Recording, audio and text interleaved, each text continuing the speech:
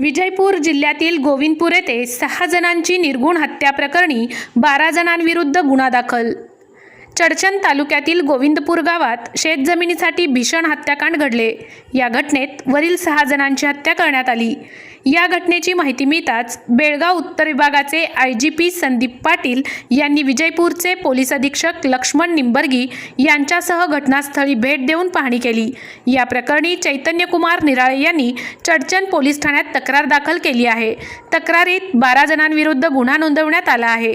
यामध्ये कल्याणगौड ईश्वरगौड पाटील, अप्पूगौड लमनगौड पाटील, ईश्वरप्पा लमनगौड पाटील, प्रकाश बसवराज पाटील, प्रशांत बसवराज पाटील, सिद्धराम कल्लनगौड पाटील, लायप्पा नेमप्पा बिरादार, चिदानंद नामदेव कोळी, मशिदा श्रीमंत बिरादार, श्रीमंत शंकरप्पा बिरादार, शंकरप्पा महादेव अरकेरी आणि अप्पासाहेब शंकर भोई यांची नावे नमूद करण्यात आली आहेत। पोलिसांनी या प्रकरणाची गंभीर दखल घेतली असून आरोपींना अटक करण्यासाठी विशेष पथके नियुक्त करून शोध मोहीम सुरू केली आहे।